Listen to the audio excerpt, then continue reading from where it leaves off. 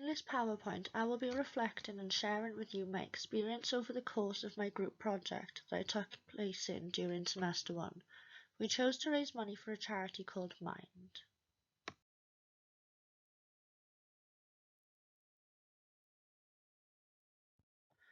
I have chosen to use Gibbs's reflective cycle to reflect on myself and team during this process, as his cycle helps to completely guide you through the different stages to make sense of an experience.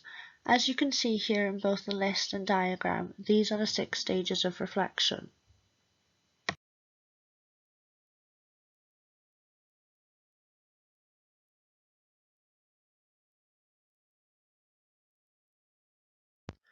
As a group of 3, myself, Molly and Courtney decided to hold a cake sale at Swansea campus in order to raise money for the chosen charity Mind.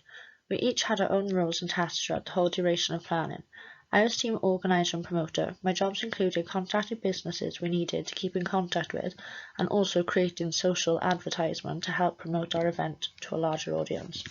Molly's role was team leader and also had the task to design and create the cake stand and to create the posters which I displayed around the campus. Lastly, Courtney was in charge of making and designing the cakes and labels for the day. Whitfield of ICL listed 3 main elements to successful project management, as you can see I've listed here. We had 3 aims during our project. Unfortunately, we did not meet any of these aims and objectives. As a team, we only managed to meet 4 times. We raised a total of £56.30 and didn't manage to make as many cakes as 72.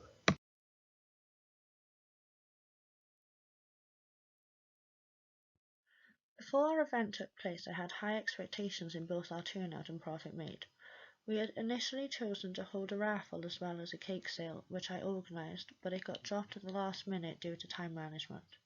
As time went on, I began to worry as we weren't communicating as much as we should, meaning none of us were really aware of what was going on. One individual made it difficult to work with because of a constant mix of emotions and lack of effort. We chose a location we thought would be suitable at the time with plenty of potential customers. This was our university campus, and the date chosen was the 2nd of December. Unfortunately, we later went on to realise that a lot of the students were returning home for Christmas. This made us unsure whether to continue holding the event at this location, which resulted in us making the decision to relocate to Mond Golf Club in Llydaw. During the event, I felt disappointed, as it wasn't a very busy location and not much money was made. My teammates also felt the same.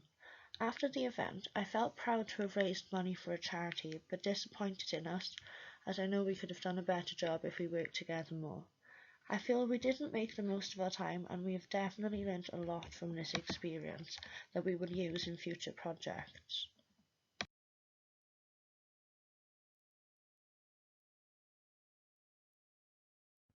I don't feel that there was a lot of positive that came from our teamwork and project. It was badly planned, we were not punctual and didn't meet any of our aims.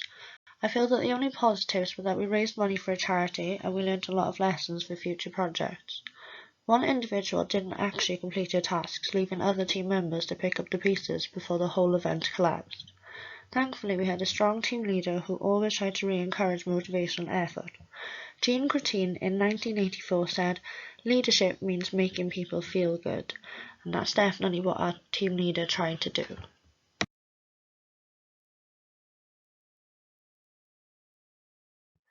According to Peter Hobbs, when planning projects, it may be necessary to change or rescope the idea in order to adapt to any circumstances that may not have been made aware of at the start. The term for uncontrolled circumstances is scope creep, due to the changes happening in such small steps that it's unnoticed until it affects the whole project. Throughout the group project, there was definitely a problem with indecision with one group member. She'd often cancel our meetings and kept trying to change the date of delivery. As I've mentioned before, our communication was very poor, which then led to poor planning altogether.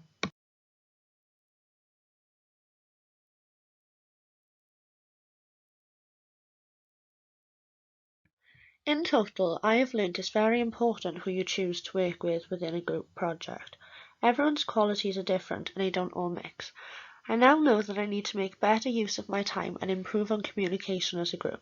More communication will always guarantee a better result, as we'll know exactly what progress each other has made and what needs to be completed. It would have been more of a positive experience if we had communicated and worked closer together, and it would have definitely decreased the stress. Time management is the most important skill to develop before my next group project, and I also need to learn to put more research into the planning process to avoid location change at the last minute again.